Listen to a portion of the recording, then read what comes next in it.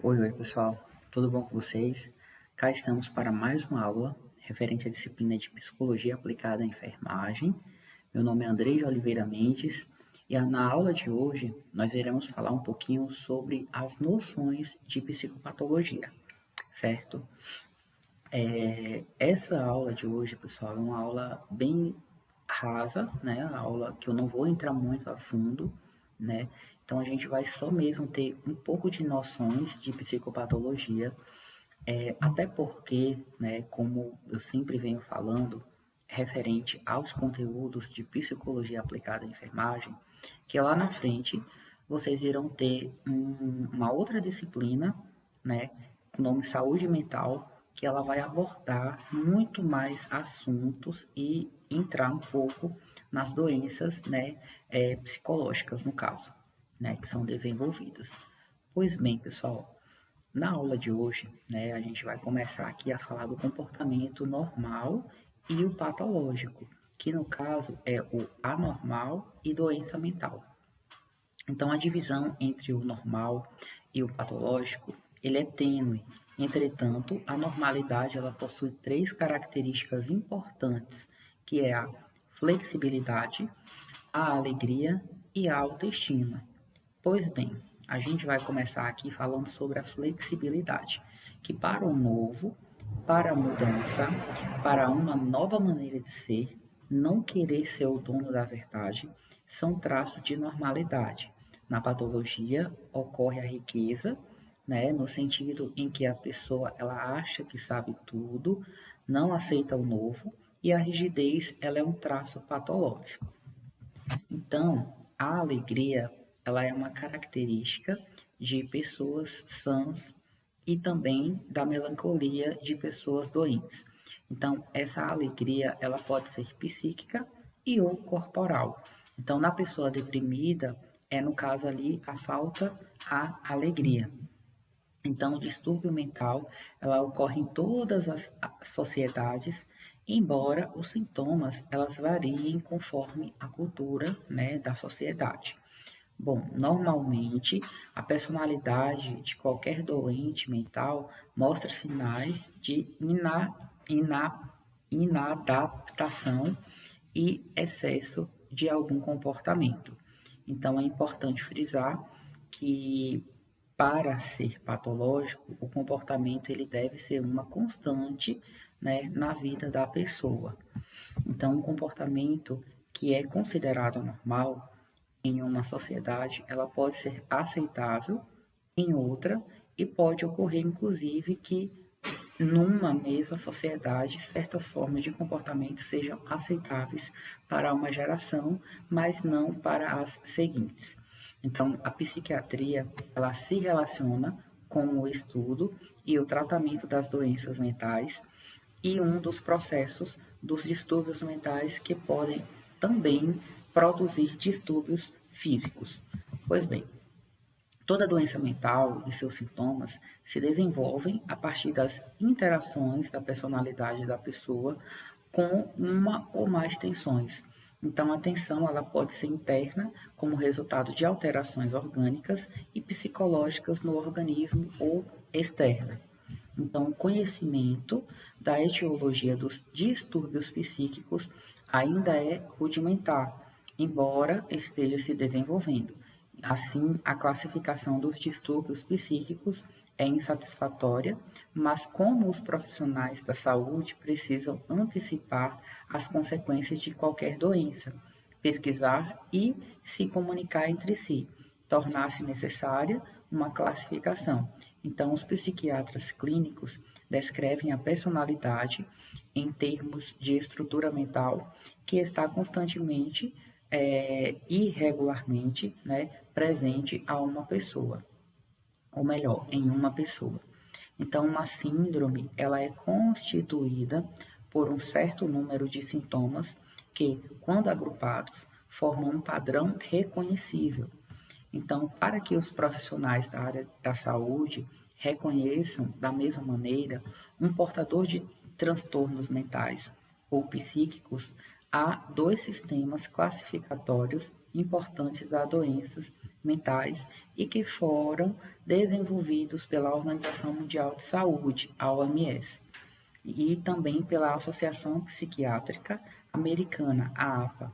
Então, o primeiro é o CID-10, que ele é publicado em 1992 e que contém a 10ª revisão do capítulo sobre transtornos mentais e de comportamento. Então, todas as tradições e escolas da psiquiatria estão ali representadas, o que dá a este trabalho o seu caráter excepcionalmente internacional. Então, a classificação e as diretrizes foram produzidas e testadas também em muitas línguas. Então, nessa classificação, os transtornos mentais estão elencadas em 11 categorias maiores e compreendendo 99 tipos de doenças mentais. Então, é oferecida uma secção com as determinações, né, as descrições clínicas e diretrizes diagnósticas que devem ser de conhecimento de todo o profissional. Então, um outro sistema de classificação foi coordenado pela Associação Psiquiátrica Americana e é amplamente conhecido como DSM-4, né, ou Manual Diagnóstico e Estatístico de Transtornos Mentais, que é a 4ª edição, que é um manual mais específico, completo e complexo. Então, como as classificações dos transtornos mentais são complexas, salientaremos as 3 principais estruturas dentro da psicopatologia, que são a neurose, a psicose e a perversão. A neurose, né, no caso, a pessoa neurótica, no caso, ela reconhece que está doente, embora não passe a associar os seus sintomas com um conflito emocional óbvio, e ele permanece em contato com a realidade. Então, pode continuar a adaptar-se socialmente, porque a pessoa neurótica não gosta da realidade que vive, mas se adapta, né, a ela da sua maneira. Então, o neurótico ele sofre de reminiscências, que quer dizer o que ele passou no passado, ele sofre no presente e atualiza no presente, o que significa um sofrimento inútil. Então, como por exemplo, os distúrbios neuróticos, temos a neurose obsessiva compulsiva, neurose histérica, neurose fóbica, que é a síndrome do pânico, e neurose hipocondríaca. Pois bem, a neurose obsessiva compulsiva, a pessoa com personalidade obsessiva, ela é excessivamente asseada, pontual e de confiança. Ela costuma conferir tudo o que faz muitas vezes, né, como se fossem os rituais, e ela não gosta de mudança e fica contrariada com qualquer alteração em sua rotina. Então, tem atividades compulsivas, como por exemplo, gastar dinheiro demais ou ser muito avarento, comer demais e ser obeso, né? E muito organizado no sentido de ser perfeccionista. Então, gosta de sentir que tem o completo controle de si mesmo, né, e do seu mundo, mantém as suas emoções sob controle e raramente perde a calma.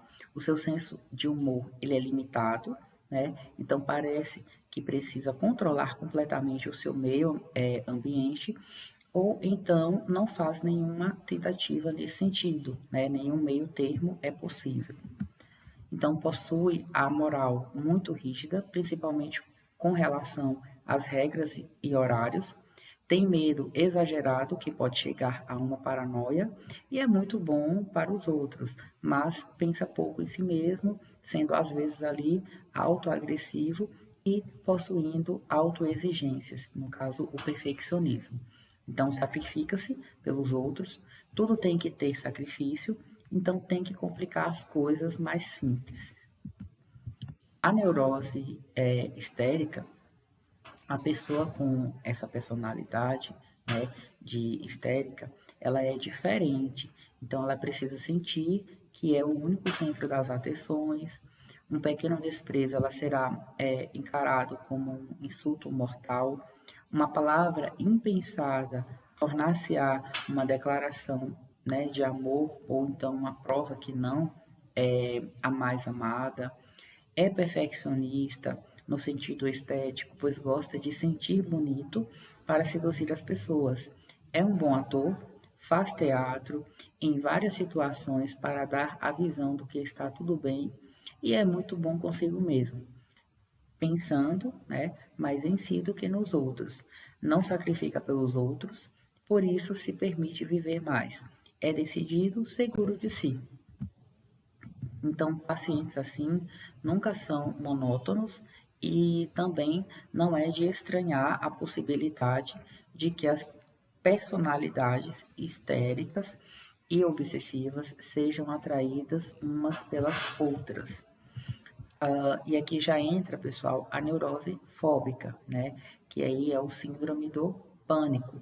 Então, uma das principais angústias do homem é o medo de ficar só e o medo da solidão. O que significa estar só? Para ser a pessoa, ela tem que entrar em contato consigo mesma, ser independente e para isso ela deve ter uma boa autoestima e saber lidar com os próprios sentimentos. Então, a neurose fóbica, ela se caracteriza pelo medo excessivo e evitação de algum objeto normalmente inofensivo. Então, a síndrome do pânico, ela tem vários sintomas físicos quanto também psicológicos, né? Eis alguns exemplos. Então, os físicos, ele entra ali as palpitações, taquicardia, falta de ar, tremores, dormência no corpo, sudorese, tontura, medo de perder o controle, medo de ficar louco, medo de morrer, né? Medo de o coração parar, enfim, essas coisas, todas elas, né? Esses sintomas, no caso, né? Eles entram, né? Aqui na classificação dos físicos. Porém, né? Temos os psicológicos também, que ali já entram as sensações de vazio, a sensação de desamparo, o medo de ficar sozinho, a culpa pelo fracasso, fragilidade, a perda da identidade, a baixa resistência à frustração, o medo da morte, necessidade de mentira, né? E vira escravo ali do próprio medo. Enfim, todos esses que são nesse sentido entram ali, né, como sintomas psicológicos, né, da síndrome do pânico. Então, por último aqui, pessoal, né, quesito dessa aula de hoje, a gente vai falar sobre a neurose hipocondríaca, né, que ela é caracterizada, né, pela preocupação com doenças imaginárias e outros sintomas corporais, que todas elas estão elencadas nesses outros que a gente acabou de citar, certo? Pessoal, por hoje, né, foi uma aula, como eu falei, bem light, bem rápida e bem explicativa referente, né, a esse assunto. Espero que vocês tenham gostado, tá? Até a próxima aula e um grande beijo, um grande abraço do professor Andrei, certo? Fiquem todos com Deus.